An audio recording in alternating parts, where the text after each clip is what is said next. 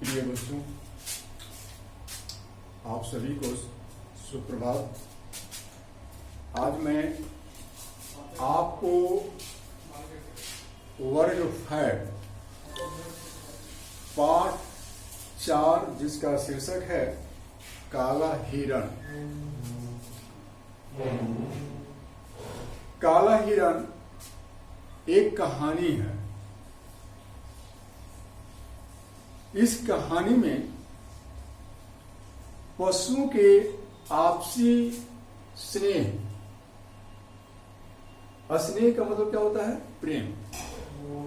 आपसी स्नेह और समर्पण का चित्रण किया गया है। इस पाठ को शुरू करने के पहले हम इस पाठ के कठिन शब्दों को अर्थ जानेंगे। पहला शब्द है तराई। तराई तो र पर पैरा और ई। तराई। कौन सा ई? तो दीर्घई। कौन सा र? तो यवर। तराई का अर्थ होता है पहाड़ों के आसपास के वैसी जगह जो जगह नम होते हैं। नमी माने हल्का फुल्का गिला टाइप का। करे का मतलब क्या है? करे का मतलब है कि शुष्क नहीं, में सूखा हुआ नहीं। चौकन्ना। चौकन्ना का अर्थ होता है सावधान। सावधान। दम साधे। दम साधे का अर्थ होता है चुपचाप, बिना कुछ हरकत किए, या यह भी कह सकते हैं कि शरीर में बिना कुछ हलचल किए हुए चुपचाप, अर्थात दम साथ है। मुख। मुख का अर्थ होता है गूंगा, लेकिन यहां गूंगा शब्द सही नहीं होगा, बल्कि यहां जो है न बोलने वाला, यानी कि चुप। चूंकि जानवर की जो आवाज होते हैं, क्या उनकी आवाज को क्या हम समझ पाते हैं? आप समझ पाते हैं? नहीं। जब हम आप नहीं समझ पाते हैं तो हम तो क्या कर सकते हैं? ठीक है। करुणावरी। करुणा से भरपूर। करुणा से भरपूर। हिंसक। हिंसा करने वाला। हिंसा करने वाला यानी कि मार काट करने वाला, कोई हम हिंसक कहते हैं। लेकिन हिंसक यहां कोई मनुष्य से नहीं है, यहां पशु से है, जानवर से है। जैसे पशु में भी क्या होते हैं? कुछ हिंसक होते हैं और कुछ अहिंसक होते हैं।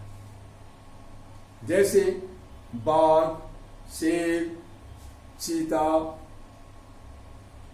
लोमड़ी, ये सब क्या है? ये सब हिंसक है।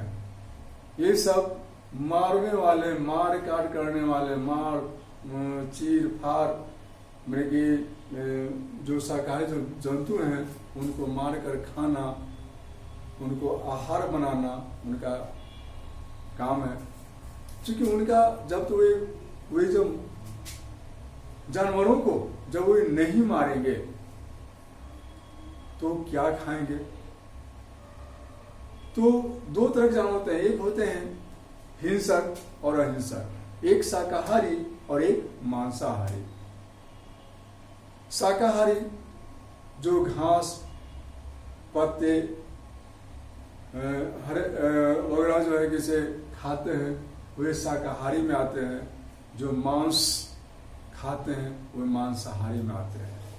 तो ये दो तरह के जानवर होते हैं। तो मांसाहारी जानवर की ओर इशारा करते हुए ही जो है यहाँ लिखा गया है हिंसक, यानी कि हिंसा करने वाला, मार काट करने वाला, मार एकाएक यानी कि सहसा, अचानक। और नेतृत्व करने का अर्थ होता है संचालन करना। जैसे कि आपके घर में आप हैं, आपके भाई हैं, माँ हैं, पिताजी हैं, दादा हैं, दादी हैं। तो इस घर का जो संचालन करते हैं, जो घर का जो देखभाल करते हैं, हम उनको क्या कहेंगे? उनको हम कहेंगे नेतृत्व करना। जैसे कि आपके घर में आपके घर का संचालन आपके पिताजी कर रहे हैं, तो घर का नेतृत्व कौन रहे हैं? तो आपके पिताजी कर रहे हैं।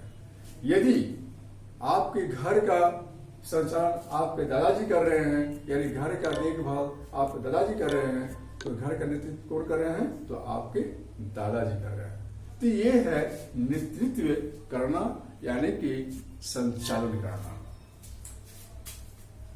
आत्मसमर्पण, अपने आप को समर्पित कर देना, अपने आप को समर्पित कर देना और निर्भय, बिना डर के, निर्भय, निर्जोर भय, निर्भय, निर्भय बिना डर के, बिना भय के, बिना डरे हुए। ठीक है। तो ये जो है, ये सब जो है इस पाठ का मुख्य शब्द है, कठिन शब्द है, जिनका अर्थ जो है कि हम आपको समझाएं, बतलाएं। अब हम आते हैं इस कहानी की ओर। इस कहानी में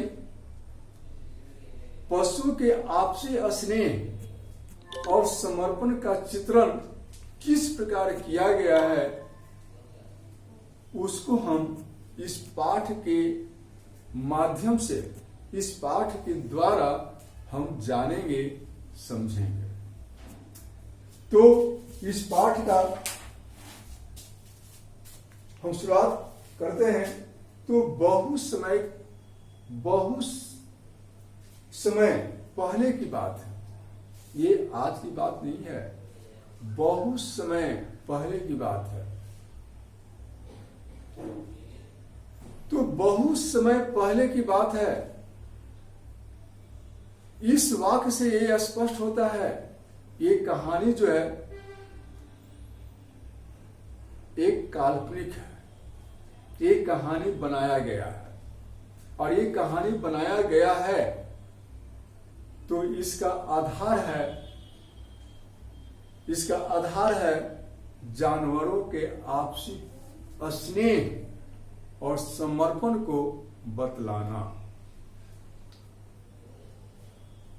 ठीक है। गंगा की तराई में एक घना जंगल था। गंगा की तराई में, तराई किसको कहते हैं? तराई कहते हैं पहाड़ों के आसपास वैसे स्थान जो स्थान नम होते हैं, है ना, मुलायम होते हैं, कठोर नहीं होते हैं। जंगल में बहुत हिरन थे। जिनमें क्या थे? बहुत हिरन थे।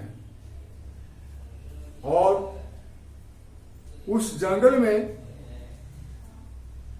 हिरन इतने थे कि हिरनों के अलग अलग झुंड थे, अलग अलग समूह थे। और उन झुंड में उस समूह में सबसे बड़ा झुंड था जिसमें 50 हिरण थे, और उस हिरण का नेतृत्व यानी कि उस झुंड का संचालन एक काला हिरण करता था। हिरणों के लिए चारों ओर खतरा था। क्यों खतरा था? क्योंकि हिरण एक शाकाहारी जानवर हैं और घने जंगल में बहुत से हिंसक जानवर थे। इसलिए उनके सामने उनके चारों ओर खतरा ही खतरा था। और उस जंगल में, उस घना जंगल के बीचों बीच एक झील था, जिस झील में उस जंगल के सभी जानवर, चाहे वो हिंसक हो या अहिंसक हो, सभी उस झील में पानी पीने आते थे। लेकिन हिरण दोपहर के समय पानी पीने आते थे। क्यों? क्योंकि दोपहर के समय जितने भी जानवर होते थे वे पानी पीकर वे सोते थे, आराम करते थे। इसलिए हिरण का सभी झुंड वे दोपहर में ही एक सरहा ज्यादा करके पानी पीने आते थे।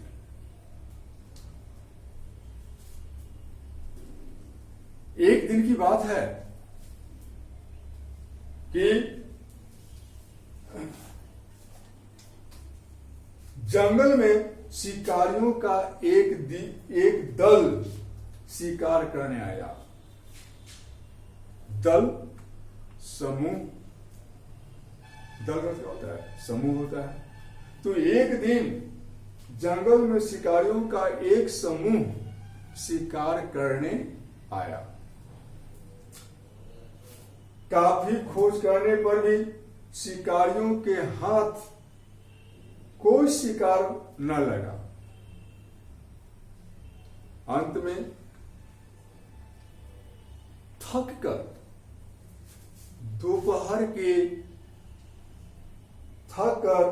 दोपहर का स्वस्थ तप रहा था। प्यास के मारे उनका बहुत ही बुरा हाल था। वे काफी थक चुके थे, उनको प्यास भी लग चुका था और पानी पीने के लिए वे बेचैन थे। शिकारी पानी की तलाश में इधर उधर भटक रहे थे, इधर उधर घूम रहे थे।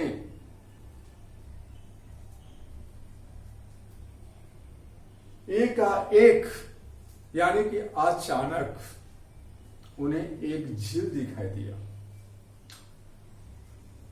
शिकारियों को झील देकर उनके जान में जान आया। क्यों जान में आया? क्योंकि वे काफी प्यासे थे। उनकी प्यास से जो है उनके जान निकल रहे थे। इसलिए झील को देखकर उनके शरीर में जान आया। वे लोग झील का पानी पिए और पेड़ के नीचे छाया में आराम करने की बात सोचने लगे और वे बंदूक को पेड़ की टहनी के सहारे खड़ा करके सोने का प्रयास कर ही रहे थे कि अचानक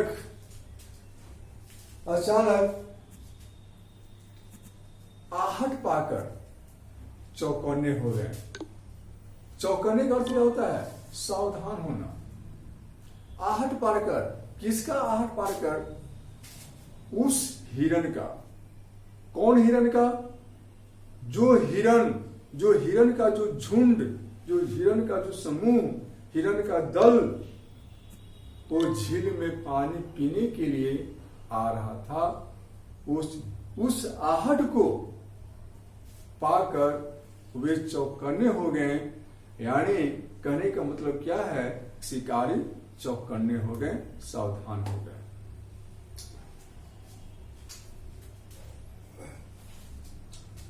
काला हिरण झुंड का नेतृत्व कर रहा था, यानी कि उस झुंड का, हिरण का जो झुंड था उसका संचालन कर रहा था।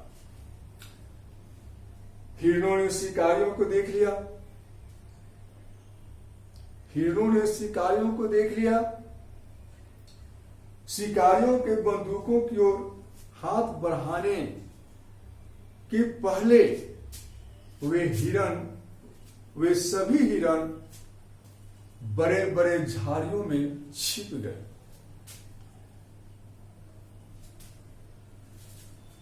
शिकारी भी हाथ आए शिकार को छोड़ना नहीं चाहते थे।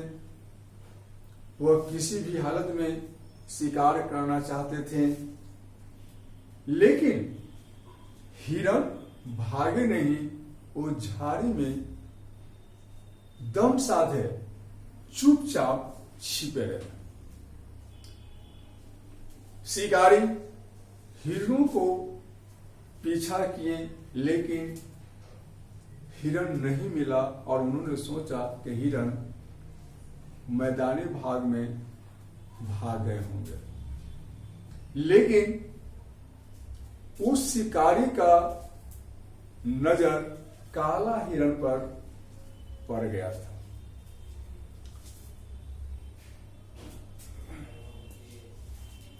और उन शिकारियों में उस राज के राजा का लड़का राजकुमार भी थे। वे काले हिरण को देखकर आश्चर्यचकित हो गया। कौन? राजकुमार। यह तो सचमुच में अद्भुत है, बहुत विचित्र है। राजकुमार ये मन में सोचा कि मैंने हिरण देखा, लेकिन काला हिरण नहीं देखा। ये तो आश्चर्य है, चकित है, अद्भुत है। राजकुमार काले हिरण को मारना नहीं चाहता था, बल्कि काले हिरण को जीवित पकड़ना चाहता था। इसलिए अगले दिन चतुर शिकारी, चालाक शिकारियों को लेकर, बड़े बड़े जाल लेकर वे काले हिरण को पकड़ने के लिए वे जंगल की ओर प्रस्थान किए, जंगल की ओर बढ़े। उन्होंने झील के किनारे आकर जाल बिछा दिए, बड़े बड़े जाल बिछा दिए, क्योंकि उन्हें विश्वास था कि वे हिरण जो है इस झील में पानी पीने अवश्य आएगा और इस जाल में वह हिरण अवश्य ही फंसेगा। और ठीक वैसा ही हुआ। जाल बिछाकर सभी शिकारी हिरण के झुंड की तलाश में चुपचाप दम साधे बैठे थे। तभी हिरण का झुंड आते दिखाई दिया। उस झुंड का नेतृत्व काला हिरण कर रहा था। आगे आगे काला हिरण चल रहा था और पीछे पीछे उसके जितने भी समूह में हिरण थे वे सभी चल रहे थे। उस हिरण को आते देख एक शिकारी ने उसका पीछा करते हुए उस हिरण के पास पहुंचा और हवा में बंदूक से आवाज किया, जिसके कारण हिरण के झुंड में भगदड़ मच गया और उस भगदड़ में काला हिरण जाल में फंस गया। लेकिन यह क्या, काला हिरण को जाल में फंसा देख सभी हिरण कुछ दूर पर जाकर एकाएक रुक जाते हैं और काला हिरण के पास आकर एक घेरा बनाकर खड़े हो जाते हैं। यह दृश्य देखकर राजकुमार मन ही मन सोचने लगते हैं,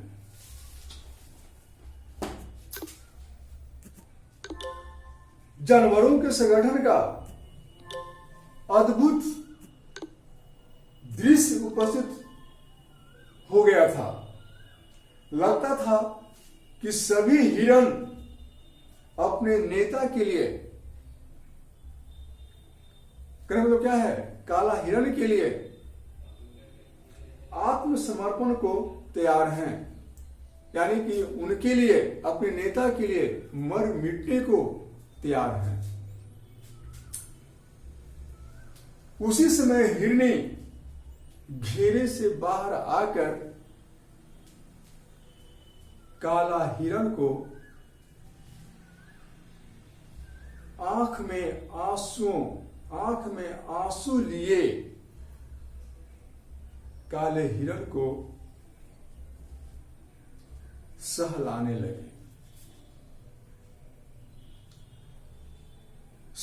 लगी।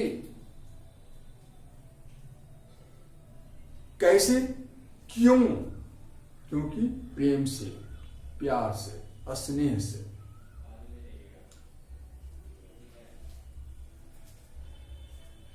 मूक पशु कहता भी क्या, यानी कि पशु का भी भाषा होता है, लेकिन उस भाषा को हम समझ नहीं सकते हैं, इसलिए यहां मूक शब्द दिया गया है। पशु का भाषा, जिस समूह का जो जानवर हैं वे, उनका अपना भाषा होता है। वे अपने समूह में उनकी भाषा को वे दूसरे समझ सकते हैं, लेकिन हम आप नहीं समझ सकते। इसलिए यहां मुक शब्द दिया गया है। मुक का अर्थ होता है गूंगा भी होता है या न बोलने वाला भी होता है। राजकुमार को यह सब सपने जैसा लग रहा था, जिस प्रकार कि हम आप रात में सपना देखते हैं, ठीक उसी तरह से राजकुमार को यह सपना के समान लग रहा था। वह भी थोड़ा आगे बढ़ा, उसे विश्वास था कि उसके जाने पर हिरनी भाग खड़ी होगी। किसको विश्वास था? राजकुमार को विश्वास था। राजकुमार को ऐसा विश्वास था कि उनको आगे बढ़ने के साथ ही वो हिरनी भाग जाएगी, लेकिन ऐसा नहीं हुआ। राजकुमार के पास जाने के बावजूद भी वे स्नेह से वह काला हिरण को वो सहलाती रही, वो भागी नहीं। राजकुमार चाहता तो काला हिरण के साथ साथ उस काली हिरण को भी पकड़ सकता था, लेकिन उसमें राजकुमार सब कुछ भूल चुके थे और उन्होंने अपने शिकारियों से कहे, अपने शिकारियों को आज्ञा दिए, इसे छोड़ दो। किसे छोड़ दो? तो काला हिरण और काली हिरण को छोड़ दो। क्यों? क्योंकि हिरनी की करुणा भरी मुख प्रार्थना से, बिना बोले वंदना से राजकुमार का हृदय पिघल चुका था। जिस प्रकार की बर्फ पिघलता है, उसी प्रकार राजकुमार का हृदय पिघल चुका था। काले हिरण को छोड़ दिया गया। देखते देखते हिरणों के झुंड आंखों से ओझल हो गए, यानी कि वो एक एक कर सभी हिरणों का झुंड वे वहां से चले गए और राजकुमार और उसके साथी लौट गए। रात को राजकुमार ने एक सपना देखा कि काले हिरण राजकुमार के बगीचे में चरने आए हैं। जब राजकुमार का आंख खुला, दिन काफी निकल चुका था और उस सपने को याद करते हुए जब वे अपने बगीचे की ओर झांकते हैं तो सचमुच वह काला हिरण और हिरणी उनके बगीचे में टहल रहा था, टहल रहे थे। राजकुमार तुरंत बगीचे में गए और उसने हिरणी को प्यार से पुचकारा। कुछ देर तक हिरण और हिरणी राजकुमार के पास खड़े रहे, फिर छलांग लगाकर जंगल की ओर भाग गए।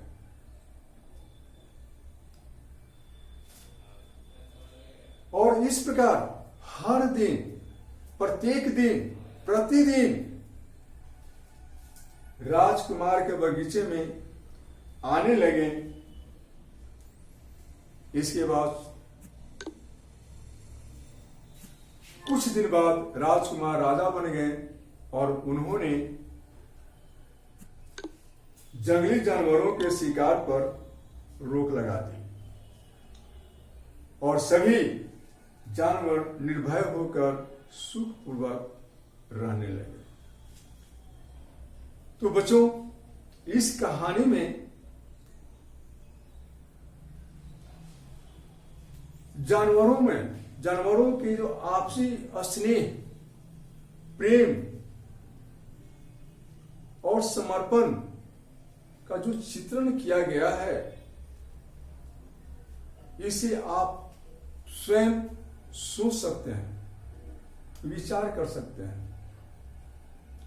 कि जो स्नेह हमारे और आपके बीच में है, वही स्नेह, प्रेम एक जानवरों के बीच में भी होता है।